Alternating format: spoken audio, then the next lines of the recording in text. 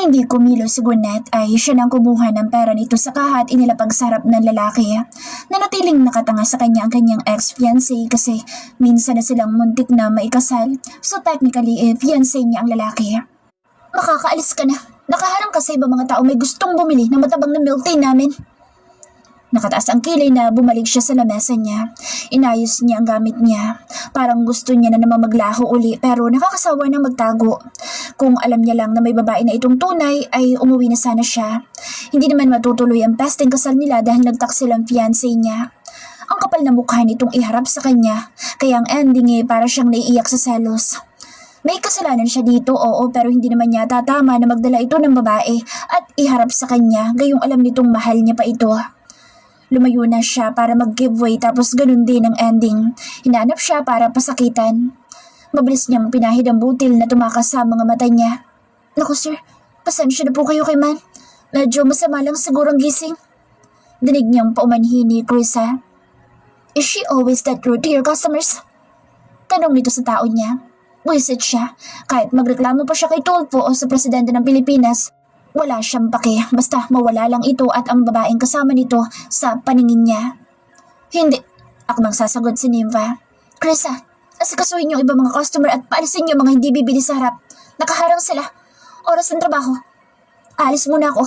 Mawawala ako ng ilang araw. Paalam niya. I think I am also a customer. Tila baliwala nitong sabi. Kanina yun, ngayon hindi na. Bawal ang maaarte dito. May nagtitinda ng halo-halo dun sa kanto. Kumanan ka, kumaluwa tapos magpatihulog ka sa ilog. Dun, maraming juice dun. Napakadiin niyang sabi dito sa mahinang tinig. Kasi nahiya naman siyang konti sa kagaspangan na ugali pinapakita niya sa lalaking dating minahal. Dati ba? Hanggang ngayon di ba? Tuya ng isip niya. Say who? Running away again? Ganyan ka ba talaga imbis na harapan ng problema? Umiiwas ka? Tanong nito na nakatitig sa kanya. Bigla siyang tinamaan pero dahil busit siya, lalo na at may babae itong kasama, ay hindi na kumalma. Kalma lang heart, masasaktan ka na naman yan. Papaasahin at iiwan sa ere. Ako? Kasasabi ko lang diba? At wala ka nang pakialam kung saan ko man gustong pumunta, kahit sa Mars pa yan. Mataray niyang sagot. Gusto niya nang pumalakaw ng iyak sa selos. Gusto niya itong yakapin pero may iba na ito. Alam niyang kasalanan niyang hindi niya nag-grab ang opportunity na maikasal dito noong may pagkakataon siya. Nympha, isarado na ang shop. Utos niya na ikinapatda ng kanyang 3 tauhan. Mamaya-maya kasi ay madami na ang customer nila kaya ba't niyang nanghihinaya ang mga ito? Oh, you're that mad at me para magsarado kayo? Natatawang naiiling na sabi ni Rafael na nakatitig sa kanya. Ang leche naman ay tila naaliw pa sa kanyang ginagawang pagsusungit dito. Mad? Why would I? Maaga kami magsasara ngayon dahil gusto ko. Dahil ako may-ari so wala kang pakaalam.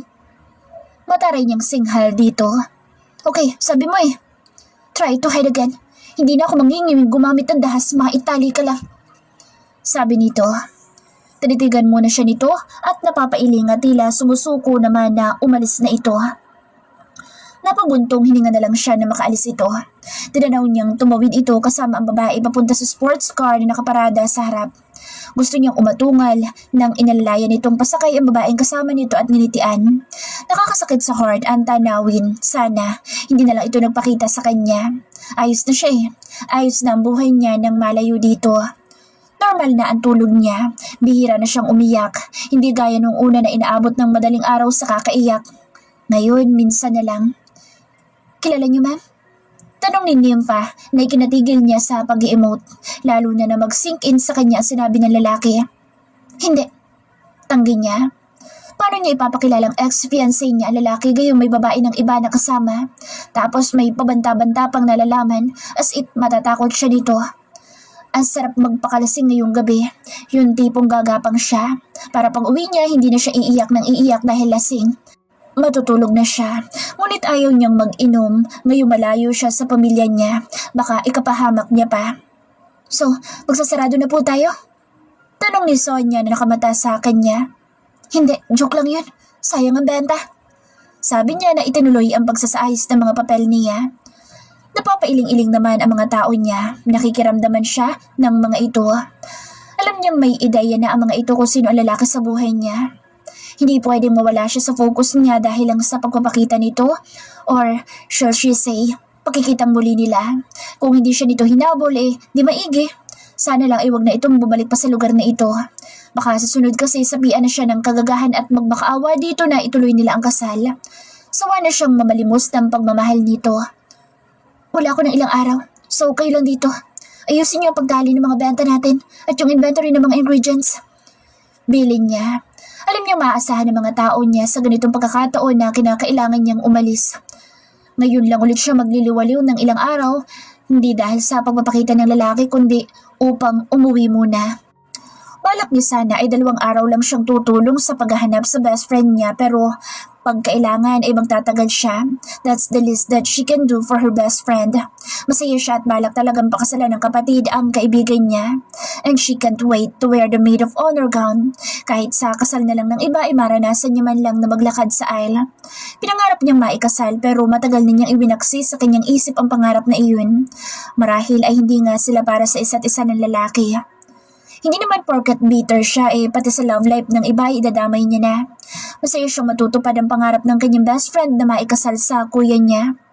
Nagkaroon na sana siya ng pagkakataon na maisakatuparan ng pangarap ngunit mas pinili niyang hindi ituloy.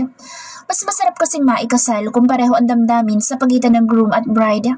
Hindi yung isa lang ang masaya at nagdurusa naman ang isa. At yun ang kanilang sitwasyon. Back to normal siya sa mga sumunod na araw. Hindi siya pinayagan ng kuya niya na tumulong lalo at may kailangan pa siyang ayusin sa kanyang shop. May mga PI naman na binayaran ng kuya niya upang hanapin ang kaibigan. Ngunit makalipas ang 2 linggo ay muli itong pumunta sa shop niya. This time may kasama itong ibang babae na naman. Hinayaan niya na kahit selos na selos siya. Kahit sa isip niya ay gusto niyang i-murder ang 2. Pilit niyang iwinaksi ang mga ito sa isip niya at baliwalain ang 2 kahit masakit sa kanya ang makita itong masaya sa piling ng iba. Alam niyang bumalik lamang ito para pasakitan siya. Ang sweet-sweet pa kasi ng mga demonyo sa harap niya, kaya parang nilamukos ang kanyang puso sa tanawin. Ang sarap hilahin ng buhok ng babae, ingud-ngud sa lamesa. Sa gigil niya baka hindi siya makapagpigil. Inayos niya ang mga kailangan niyang ayusin at sa likod na siya dumaan. Dumaan siya sa likod na bahagi ng shop kung saan tanging siya at ang mga tao niya lang ang nakakaalam. Kailangan niya ng alak at ngayon hindi na siya magpipigil. Kaya naman naisip niyang puntahan ng best friend niya upang yayain na uminom ng alak kahit tirik na tirik pa ang araw. Dinaanan niya ang lagi niyang kinukuhang mag-drive, si Junior. Junior, hatid mo ako sa kabilang bayan.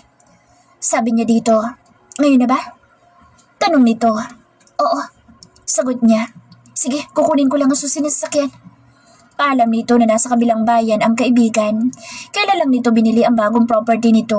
Siya mismo ang kasama nito nang bilhin nito ang nasabing property. Ilang araw nang nasa kabilang bayan si Miko. Paano niya nalaman?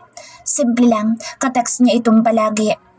Tinatawanan nito ang kanyang sitwasyon. Ginuguyo nga siya nitong i-claim ang pagiging mag-fiancé nilang 2 pero alam niyang huli na ang lahat.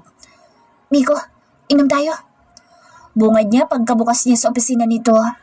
Pinauwi niya na kaagad si Junior matapos niyang bayaran. What's wrong? Nagtatakang tanong nito. Nakapagtataka nga naman, tanghaling tapat magiinom siya at batid niyang abala ang kaibigan sa taas ng tambak ng papel na nasa harapan nito. Wala lang. Namiss ko lang ang feeling ng nasasayaran ng alak ang lalamunan. Sabi niya. Tsaka umasok sa loob na tila siya ang may-ari. Sige, sasamahan kita pero hindi kita paiinumin. Baka mapikot mo ko. Pagbibiro nito na tila ay may nasaling sa ego niya. Sige, di lang. Nagagawin pa pala ako. Bye. Mabilis itong nakaikot. I'm sorry, okay? It's just a joke. Alam niyang nagbibiro ito, though alam nito ang lahat kasi nga mas kampante siyang dito magkwento kasi nga guy best friend niya. Halos umiyak lang siya nang umiyak no ikinuwento niya ang kanyang kagagahan. Sa halip na payapain siya ay tumawa lang ito. Kumanda kang gumapang oras na magkita kayo. Kung ako kasang nasa kalagayan niya, itatali kita sa kaba hanggang sa matuto kang humarap sa problema. Yun ang sabi nito sa kanya.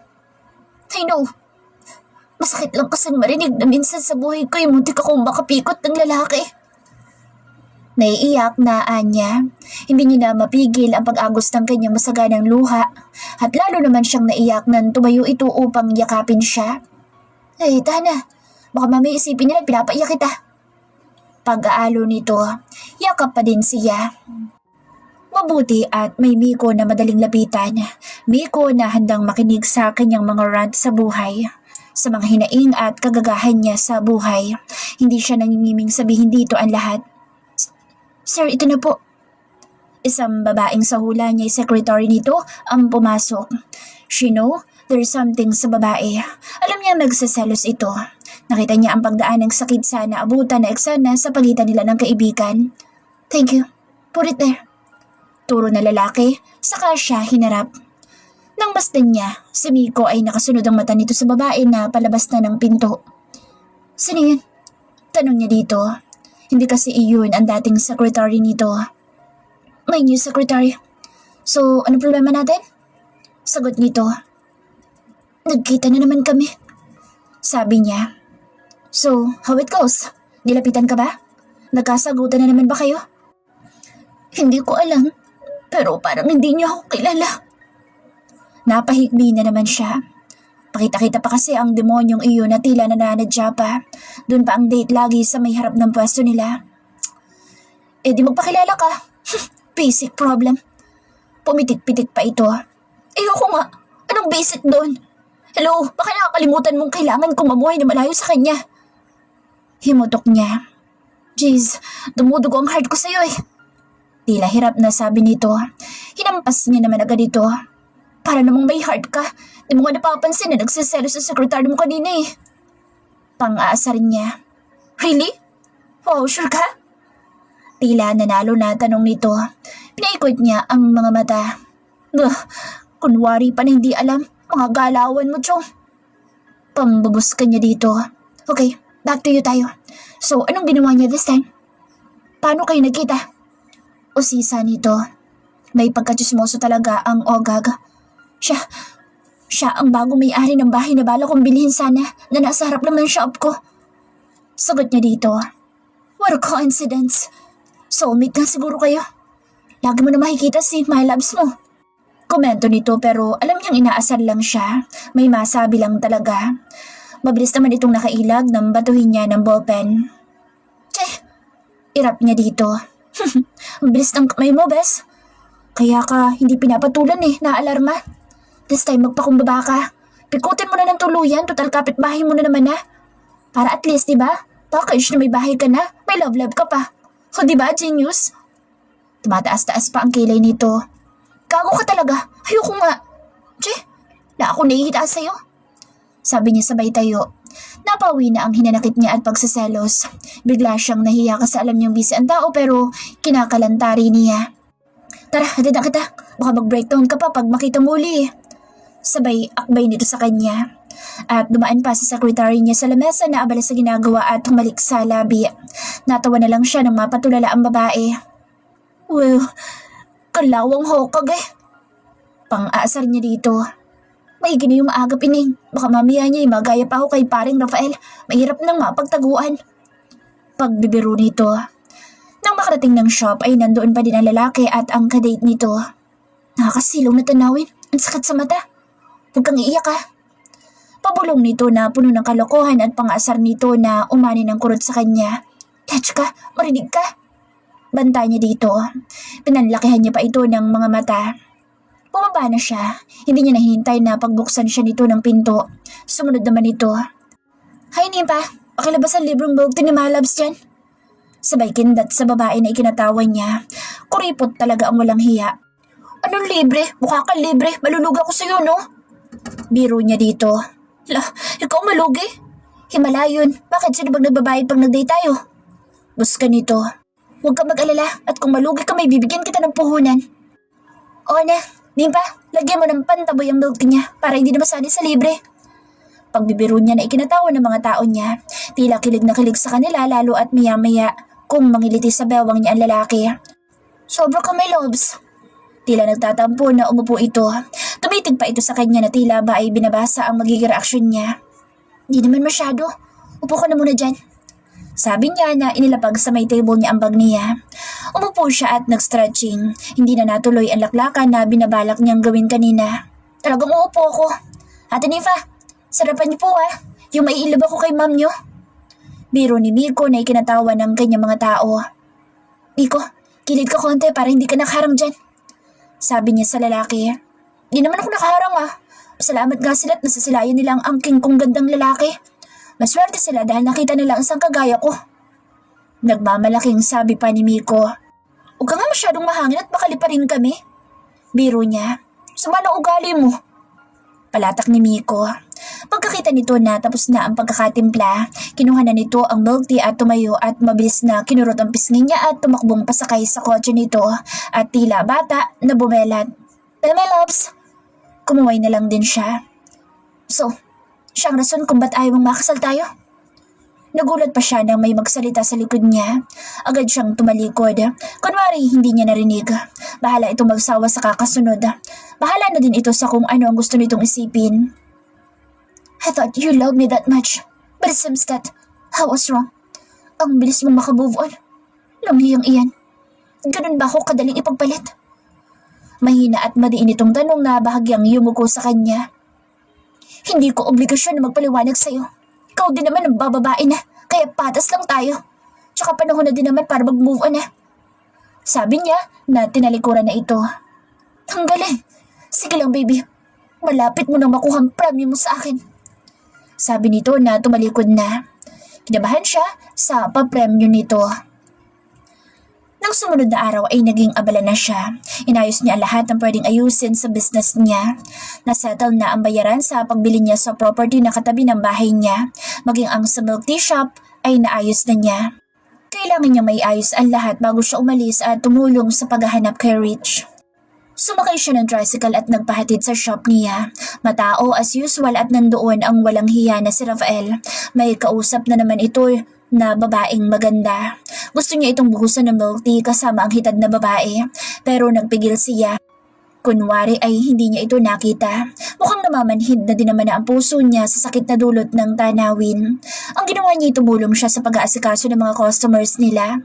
Dadma ang lalaking haliparot. Ayaw niya magmukhang kawawa sa harap nito, lalo na ngayon na mukhang masaya at kontento na ito sa babaeng kasama ng mga ito. Nag-lunch break ang mga tao niya. Pinagsabay na niya ng break time ang dalawa kaya dalawa sila ni Krisa na natira. Nagpa-take out na lang sila ng pagkain nila. Wala naman ang halos bumibili kasi mag-aalauna na ng hapon. Usually ay balik trabaho na ang karamihan o balik klase sa mga estudyante.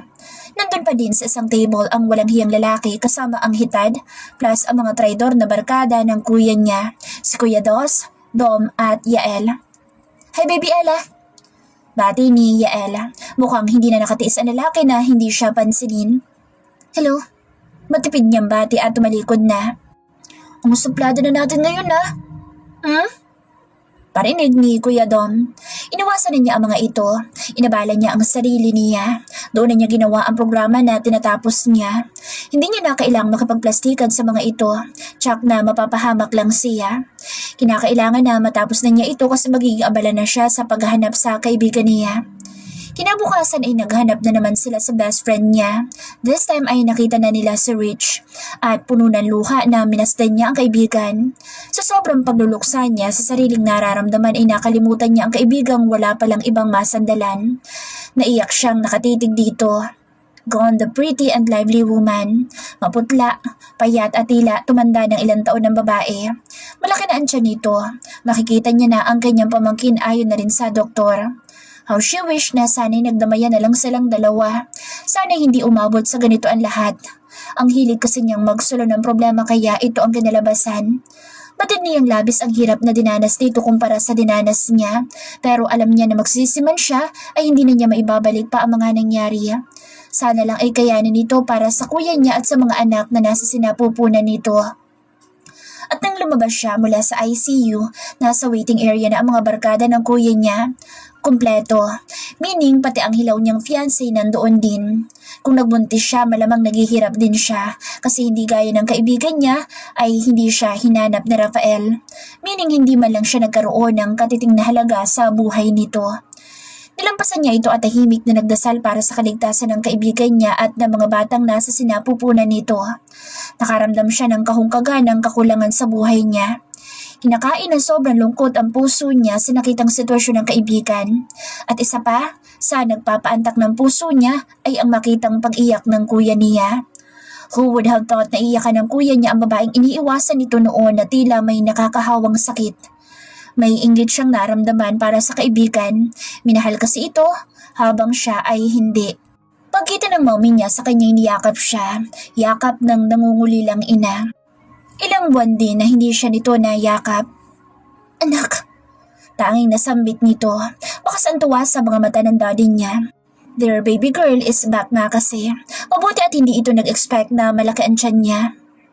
Mommy, nguy-nguy niya. Lahat ng sakit na dinadamdam niya sa mga nakalipas na buwan ay doon na niya yata na ibuhos. Sorry, Mi. Kung mas pinili kong mag-isa. Hingi niya ng tawad. It's okay, anak. Please, harapin mo ang mga problema, anak. Please, harapin mo ang mga problema, anak. Hindi solusyon ang pagtakbo at pagtago sa problema. Ani ng daddy. Ang tungkol sa kanila ni Rafael ang bagay na ayaw niyang marinig sa ngayon. Siya na ang umiwas. Ayaw na niyang dagdagan ang sugat na nilikha ng mga pangyayari noon. Dad, please. Focus muna tayo kay kuya. Kung ano man ang sa amin noon, tapos na yun. Hindi ko na maibabalik pa. Malungkot niyang sabi. Ikaw ang bahala, anak, pero give your man a chance. Ani ng daddy niya.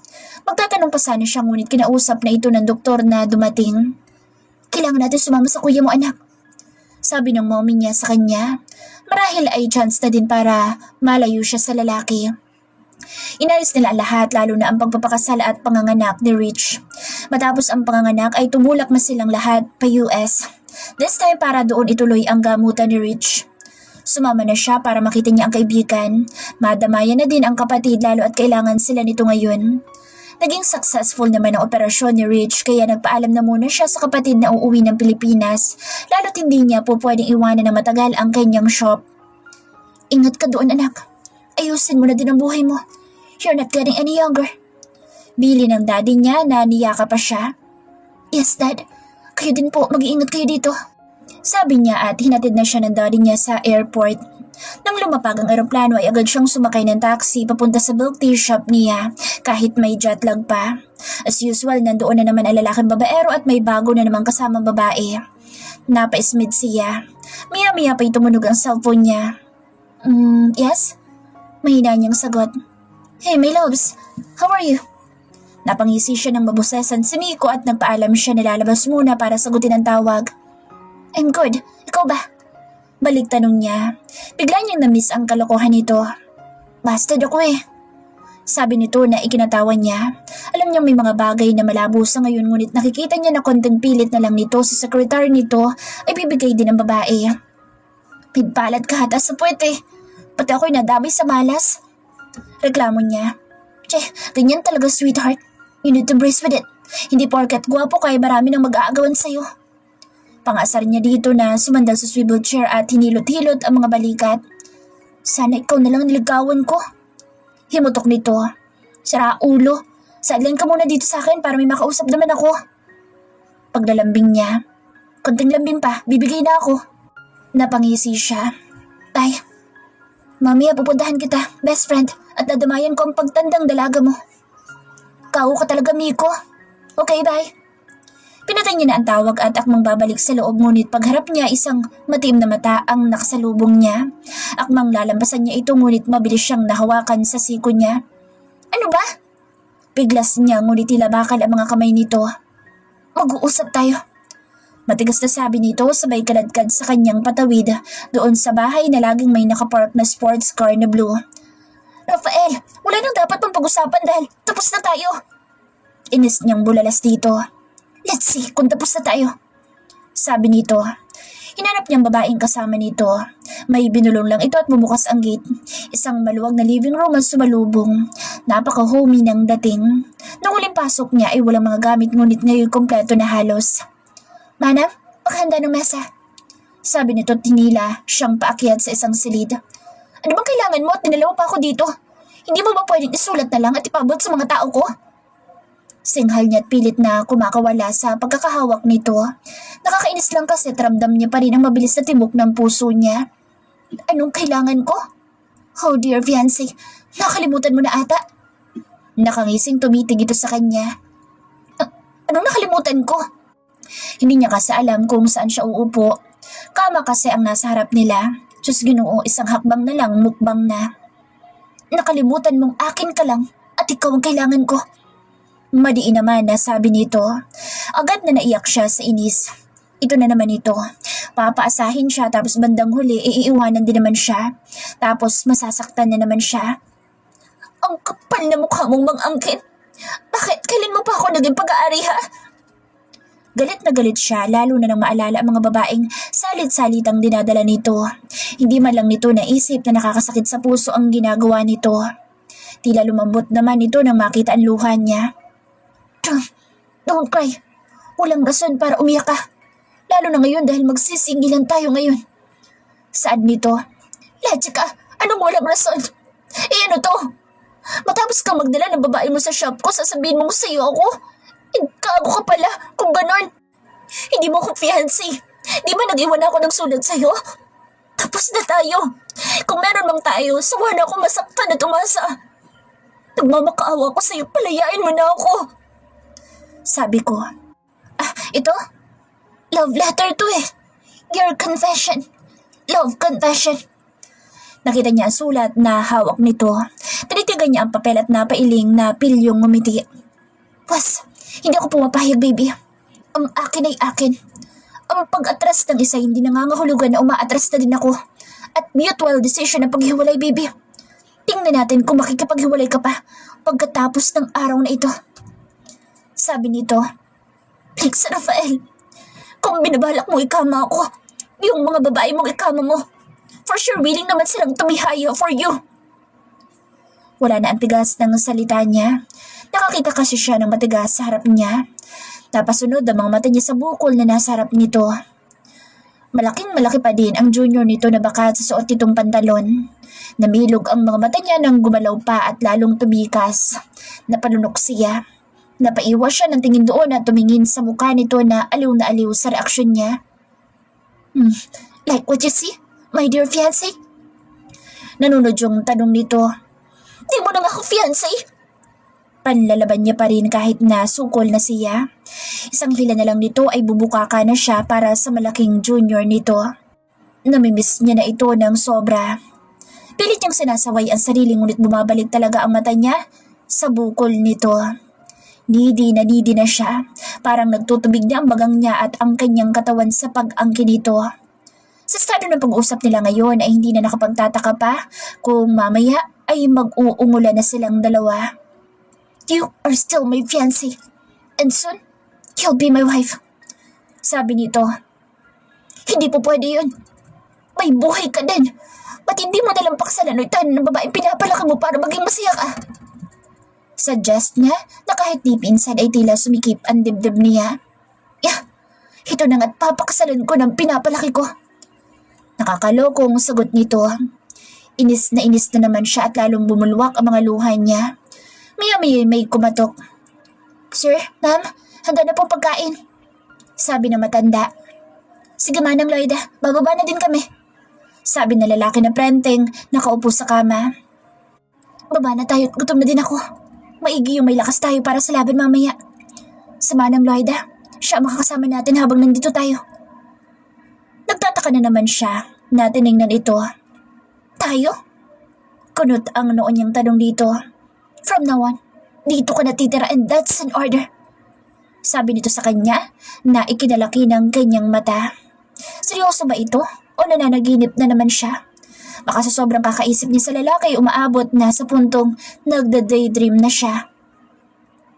Tahimik siyang kumain.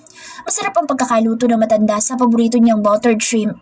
Matagal na din ang huli siyang nakakain ng ganito kasarap. Kaya lang ay hindi talaga siya mapakali sa nangyayari. Habang tumatagal kasi lalong nadadagdagan ang kaba niya. Tila maganang kumain naman ito. Tila ba'y ninanamnam ang bawat subo. Can we please talk? Kailangan ko na bumalik sa kabila. Nandun ang gamit ko. Basag niya sa katahimikan. Later, baby. We have the whole day and whole night to talk. Now, pinakuha ko na mga gamit mo. Maya-maya ay nandito na iyon. Baliwalang sabi nito. Gigil na naman siya. Look, I don't have time for this shit. Walang tayo in the first place. Kung word of honor ang pinoproblema mo, no harm then. Can we just move on or separate ways? Sabi niya. Nagpunas na ito at tumayo. Siya naman ay tapos nang kumain kaya sumunod na siya. Ikakasal ka sa akin. Mark my word at kahit maglumapasay ka pa ng iyak, sarap ko. Pakakasalan pa rin kita. Sabi nito sa seryosong tinig. Ano bang mahita mo sa akin? Look, mahirap na matrap tayo in loveless marriage. Besides, I'm planning to have a normal family. Puno ng frustration na sabi niya. Hey, so you think building a family with me is abnormal? Tanong nito na tila nadismaya sa sinabi niya. Halatang nainis ito sa sinabi niya pero wala siyang pakialam. It's nakakainis. At baka hindi na lang yung pinapalaki mo ang paksalan mo ha. Total siya naman palagang bukang bibig mo. Inis na siya kaya napataas na ang boses niya. Ngumisi ang lalaki, ngising nakakaloko. Naupo ito sa sofa. Yes, pabukbang na sila kaya nag-show up na ulit ang pabukol ng lolo niyo. Galit na sa kanya at alam na alam niyang yayariin siya nito mamaya. So, pinagsaselosan mo ang babaeng pinapalaki ko? It's not a question but it's confirmation. Pero wala eh. Kinakailangan niyang iparealize dito sa lalaking ito na pagsisisihan nilang pareho ang kasal na sinasabi nito. Hindi ako nagselos kahit na magsama pa kayo. Humalakhak ito at tumayo. Naglakad papalapit sa akin niya.